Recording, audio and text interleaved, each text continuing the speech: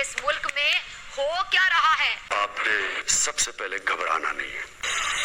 अरे सारे सियासतदान एक ही बात करते हैं कि हम जो है वो कटोरा नहीं उठाएंगे, हम भिखारी नहीं बनेंगे। आपको क्या लगता है ये कटोरा दोबारा उठाना पड़ेगा, भिखारी हमारी हुकूमतों को दोबारा बनना पड़ेगा?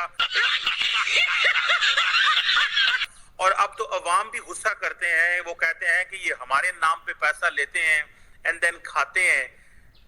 आप जो नई गवर्नमेंट है उसको कैसे देखते हैं? क्या ये भिखारी रहेंगे या कि आपको लगता है कि हम टफ रिफॉर्म्स करके एक नया रास्ता जो है वो निकाल सकते हैं मुल्क के लिए? जो कश्मीर कश्मीर कश्मीर हर जगह करते हैं, तो हम वहां पे जाके जो है वो बिल्कुल चुप करके बैठेंगे, खामोश एकदम ऐसा बैठेंगे हम। झूठ बोल रहा है। और हम कहेंगे जी भारत से अच्छा तो देश ही कोई नहीं है। हमने जो भारत के इतने गाने गाने ना, इतनी खुशी के शादियाने बजाने भारत के लिए कि मोदी जी भी हैरान हो जाएंगे कि अच्छा ये मतलब ये तो 2-3 बिलियन में इतना हमारे फेवर में हो गए। और हम मतलब 2-3 बिलियन तो आप लोगों के लिए क्या है, मतलब आप लोगों ने 14 बिलियन तो आप लोगों ने वहां कश्मीर में लगा दिए, ठीक है ना?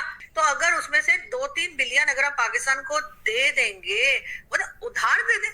अमीर आदमी देखा नहीं कि भिखारी की तरह भीख मांगना शुरू। हमारे यहाँ ऐसा ही होता है। देखिए जी, हमारे पास कोई नई ट्रिक्स नहीं है। ये देखिएगा, आप 2-3 महीने में उम्रे के लिए सऊदी अरेबिया चल जाएंगे। फिर चंद एक दिनों के बाद ये चले जाएंगे कहीं और सैर करने के लिए, दिखाने भीख मांगने के लिए। भीख का कशकोल शुरू हो जाएगा IMF के आने से। अच्छा बात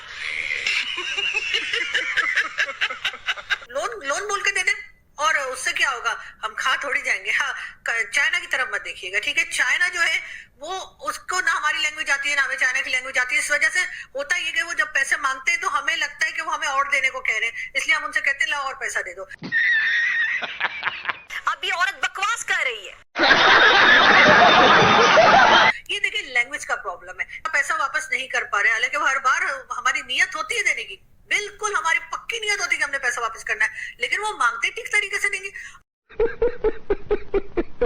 अब हिंदुस्तान के साथ तो ये ना, हमारी लैंग्वेज भी एक ही है, हम एक ही तरह से बात करते हैं, हम एक ही तरह से एक दूसरे की इंसल्ट करते हैं, हम एक ही तरह से गालियां लगाते हैं। हमें माशाल्लाह पूरी दुनिया ने हमारा ठेका लिया हुआ है कि वो हमें लुक आफ्टर करेंगे। हमें चीन भी मदद करेगा, अमेरिका को भी हमें चाहिए। हमें किस बंदे को नहीं चाहिए? हम जियोनॉमिक्स हमने बनाया हुआ है। जियोनॉमिक्स क्या? जियोनॉमिक्स सिर्फ भीख मांगने का तरीका। There is no such thing as जियोनॉमिक्स।